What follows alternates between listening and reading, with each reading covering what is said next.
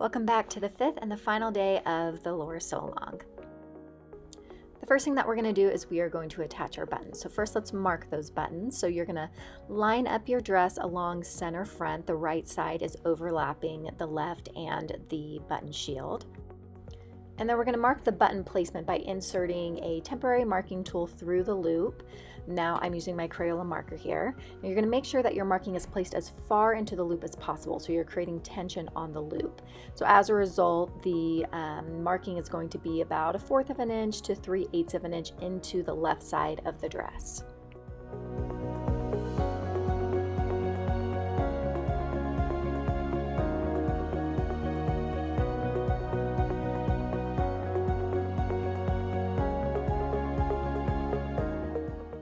Okay, now that you have marked all those button placements, it is time to actually just sew on the buttons. So the Lora dress asked for 12 shank buttons. We have a blog post from last week that you can look up. If you are using a flat back button, we teach you how to add a shank to that.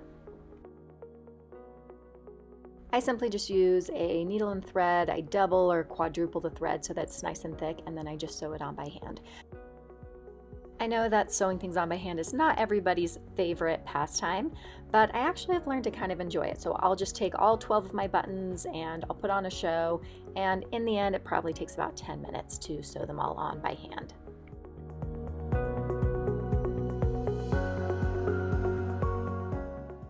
Okay, once you have sewn on all 12 of your buttons, it's time to move on to the hem. And keep in mind that we are hemming the dress by about 1.5 inches total, so this is a good time to try on your dress and check the length and see if you need to adjust it at all. Now we're going to start by folding up the very bottom edge by 1/4 of an inch and pressing it really well. You'll notice at the very center front edge there's a little notch there right at 1/4 of an inch, so essentially you are folding that in so that it matches with the other angles.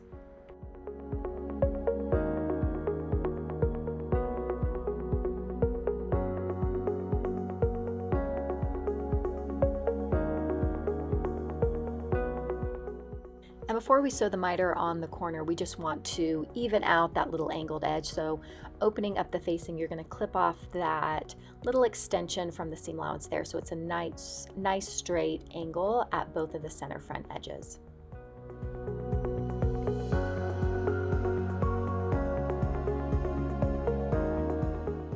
And then now with the right sides together, you are going to bring those two little corners together so that they meet, and then you're going to pin it right there along those raw edges.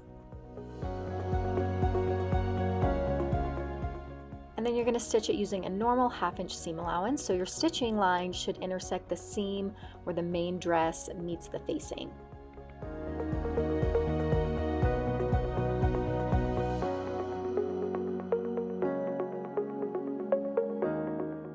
Go ahead and trim that seam allowance down to about 1/16 of an inch, and you can press those seam allowances open, and then we are actually going to turn that whole corner right side out.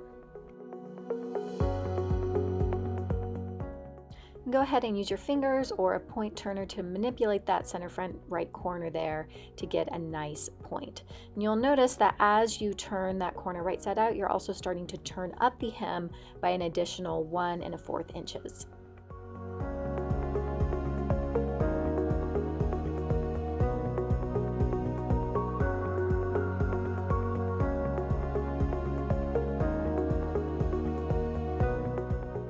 Continue to fold up the entire hem all the way around by that 1 1/4 inch. You're going to press it and you're going to pin the hem and facing in place.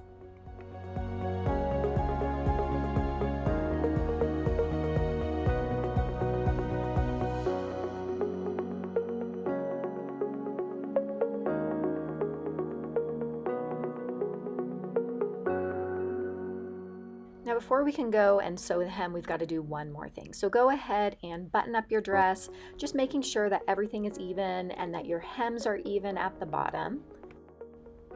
So go ahead and line the right and the left sides up along that center front seam, and then you're going to actually make a small marking. I just used a pin to mark the base of the button shield on the right side.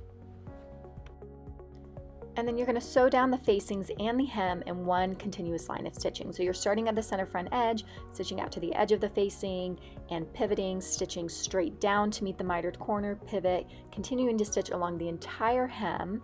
And then once you have reached the other side, you're going to finish sewing down the facing like you did the first, ending at the center front edge.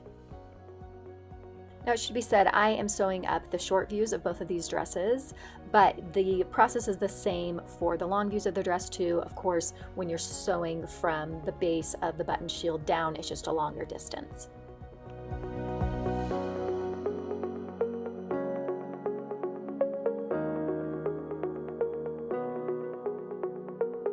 Okay, and there we have it. We are done with our Lora dress. So go ahead and give your dress a final press, snip any loose threads, and I hope you have enjoyed the Lora dress sew along. I hope you found it helpful, and I hope you love your finished dress.